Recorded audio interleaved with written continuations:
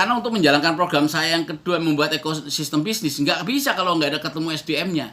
Dan rupanya problem SDM Nahdlatul Ulama itu parah dalam konteks membangun ekonomi.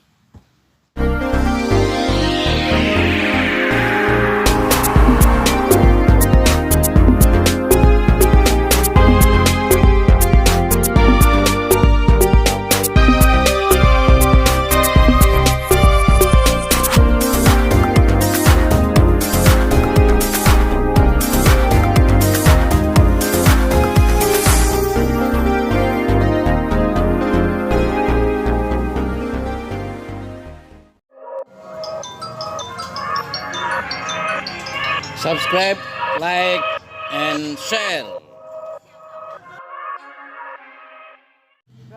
Bismillahirrahmanirrahim. Assalamualaikum warahmatullahi wabarakatuh.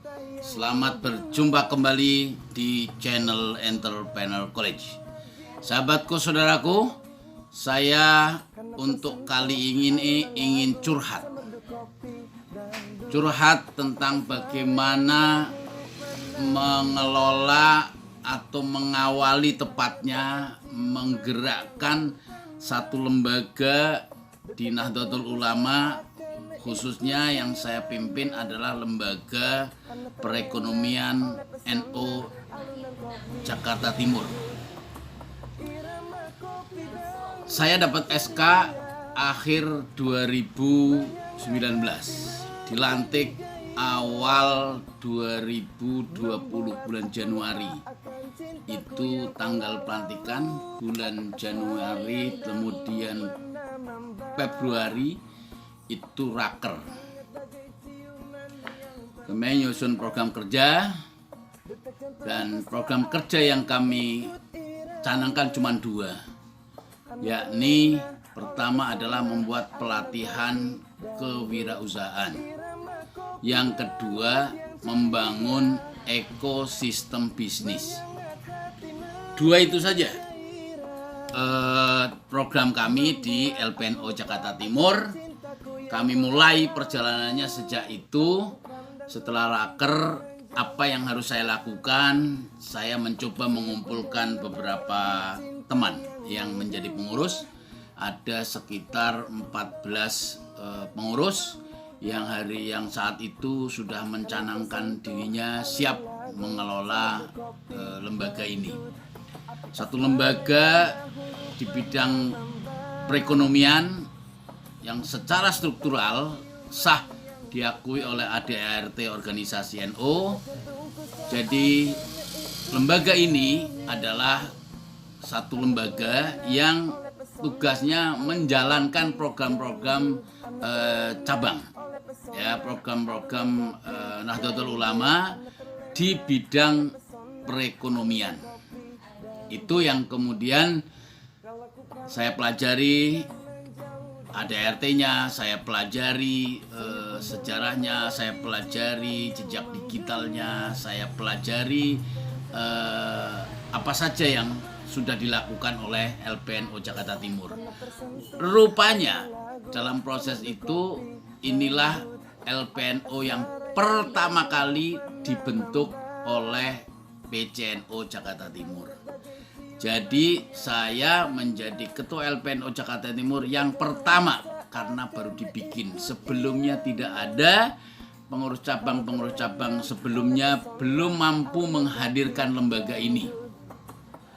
Itulah saudaraku, sahabatku. Kemudian saya memikirkan bagaimana menggerakkan organisasi ini, karena saya tanya sini, tanya sono, apa bekal yang harus kami lakukan, belajar kepada para senior, belajar kepada para kiai. Saya mendengarkan seluruh teman-teman pengurus cabang, apa sih maunya pengurus cabang dan sebagainya. Wabil khusus Rois, Tanfil, saya soani satu-satu, ya. Saya datengin satu-satu, saya silaturahmi, saya ingin mendengar, saya ingin mendapatkan informasi apa yang para kiai mau, apa yang NU mau, sambil mempelajari ada nggak jejak-jejak yang bisa saya pelajari. Jadi saya merambat betul dari nol dengan modal hanya selembar SK. Tidak ada laporan, tidak pernah ada karena memang baru pertama kali. Jadi tidak ada stempel, tidak ada kop surat. Betul-betul kami hanya bermodalkan SK. Ya, ini kebetulan dalam perjalanannya saya membuat laporan. Nah, ini laporannya ini hampir 200 halaman ini, setebal ini. Ya, ini SK yang membuat saya menjadi ketua LPNO ya. SK surat keputusan pengurus cabang Nahdlatul Ulama Kota Administrasi Jakarta Timur nomor 001 garis miring SK garis miring PC garis miring 2 angka 2 Romawi titik A garis miring 11 garis miring garis miring 12 garis miring 2019 tentang susunan pengurus Lembaga Perekonomian Nahdlatul Ulama Kota Administrasi Jakarta Timur. Ini waktu itu yang menandatangani SK ini adalah satu, Rois Syuriahnya adalah Kiai Haji Ibnu Mulkan Esos, Katibnya Kiai Haji Ghozin Mahmud MM, dan ketua tanfidnya adalah Bapak Kiai Fatona MPD, dan sekretarisnya adalah Syarif Cahyono SPDI. Ini yang mengawali membuat langkah. Baru ini laporan ini saya buat setelah setahun. Jadi setahun perjalanan LPNO saya membuat laporan supaya apa? Supaya saya buat tertulis ini supaya ada jejak digital yang bisa dipelajari jika suatu ketika organisasi ini harus berganti kepemimpinan, berganti kepengurusan, karena kalau tidak kasihan pengurus-pengurus berikutnya ya. Pengurus berikutnya jadi tidak punya apa yang harus dipelajari karena semua meraba-raba. Jadi saya tidak mau mengulangi itu, cukup saya dan teman-teman aja yang meraba-raba, makanya kita rajut sendiri bagaimana menggerakkan organisasi ini. Tanpa dibekali modal, 1 rupiah pun tidak ada modal dari pengurus cabang, dari organisasi, tidak ada. Jadi itu saya kira fenomena di hampir semua pengurusan NO ya. NO tidak memodali uang, itu saya kira enggak. Jadi yang terbesar, modal terbesar kami adalah restu para kiai. Itu yang membuat saya dan teman-teman semangat, spirit untuk terus melangkah, berkarya, berbakti kepada Nahdlatul Ulama. Jadi spirit ngalap barokahnya para kiai, spirit menjadi santrinya Mbah Hashim, itu saya kira lebih dari segalanya untuk membuat kita bisa. Maka itu saya soani satu-satu itu, awal-awal itu. Saya soani satu-satu kiai-kiai di Jakarta Timur. Untuk apa? Sekali lagi, saya ingin memperoleh restu dari mereka semua. Siapa tahu mereka juga pengen menyampaikan sesuatu, unek-unek sesuatu, atau mimpinya apa sih lembaga perekonomian ini di Jakarta Timur, maunya para kiai, maunya seperti apa. Saya mencoba mendengarkan.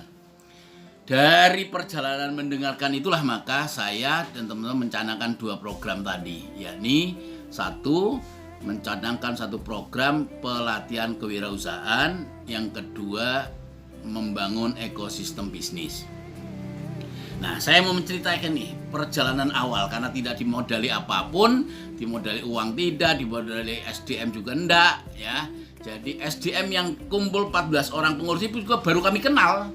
Jadi bukan berarti ini satu geng yang sudah kita akrab, enggak. Satu dengan yang lain ya baru ketemu saat kami jadi pengurus. Bahkan untuk membuat susunan pengurus ya, saya diminta oleh pengurus cabang mencari teman-teman siapa. Saya modelnya adalah open.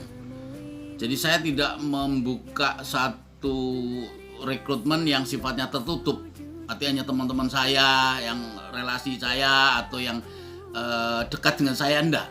Saya open, terbuka, siapapun boleh jadi pengurus.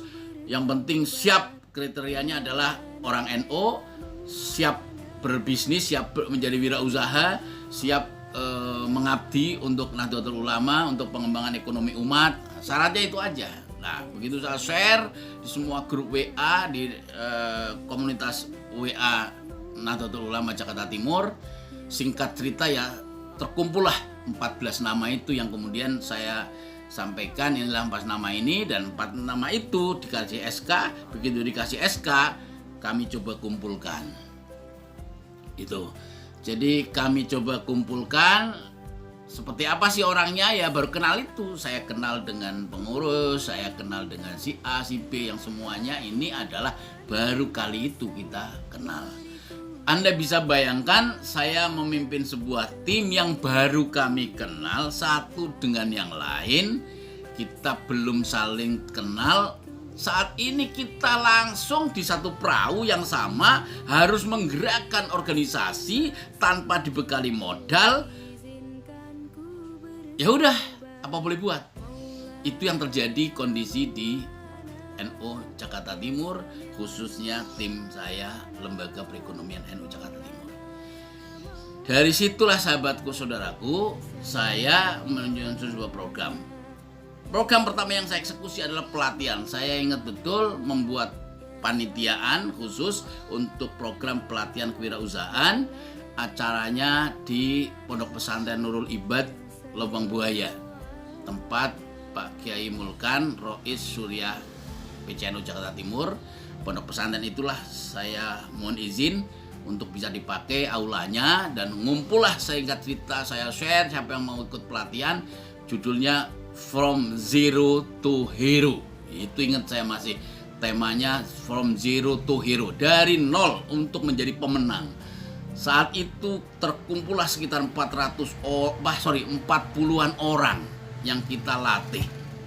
Ya, 40-an orang. Ternyata yang ikut animonya luar biasa besar. Sampai ada orang dari Jambi. Itu banser-banser Jambi itu ikut, berapa ya waktu itu tuh, 6 atau 8 orang saya lupa. Rombongan ke sini pengen tahu, pengen ngerti gimana sih pelatihan kewirausahaan seperti apa. Kita adakan 3 hari di Pondok Pesantren Nurul Ibad. Itulah sahabatku, saudaraku, 3 hari 40 orang. Kami hadirkan teman-teman saya, pengusaha-pengusaha yang biasa menjadi coach, yang biasa menjadi pelatih wirausaha. Dan singkat ceritalah saya ceritakan, 40 orang itu lulus, kami berikan sertifikat. Terus bulan berikutnya, bulan Maret ya, itu pelatihan pertama di Nurul Ibad itu tanggal 8, 9, 10 Februari 2020. Bulan Maretnya kita bikin lagi di Yayasan An-Nahdhah. Ya, ini kita bikin lagi kurang lebih peserta 30-an. Saya ingin cerita yang agak cepat di sini bahwa merekrut siswa untuk pelatihan ini ternyata juga tidak mudah. Setelah kami rekrut, kami latih. 2 pelatihan itu 70 orang. Ya, luar biasa kami latih mereka sambil kita bimbing, kita coach supaya mereka jadi.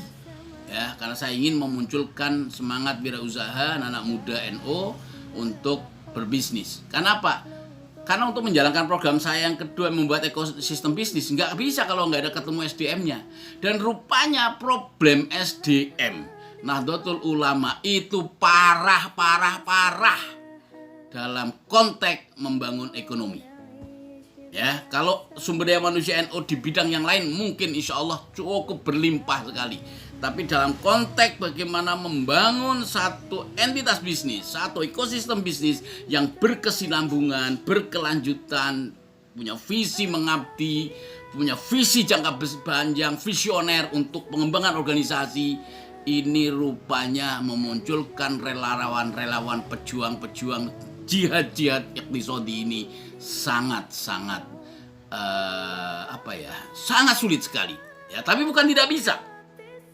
Faktanya apa?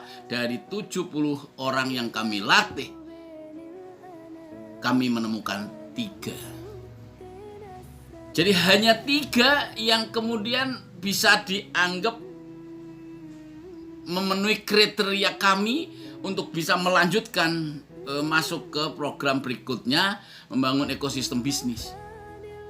Dan dalam perjalanannya 3 itu, ya saudara mau tahu, dalam perjalanannya dari yang 3 itu hanya 1 orang yang tersisa bertahan selama 1 tahun. Yang 2 walaupun sudah jadi direktur di Nusa Utama Jakarta Timur, di PT Nusamat ini, mereka muntaber, mundur tanpa berita. Demikian juga yang 70 orang yang kami latih. Semuanya perlahan mundur tanpa berita, tidak siap mengikuti program-program selanjutnya, padahal saya punya visi besar untuk bagaimana mengembangkan Nahdlatul Ulama. Apa itu visi besarnya? Saya akan ceritakan di video saya selanjutnya, supaya Anda terus mengikuti channel ini ya. Ini sekedar curhat di awal-awal saya menggerakkan organisasi ini. Bagaimana tanpa modal, tanpa biaya ternyata bisa. Dan sampai hari ini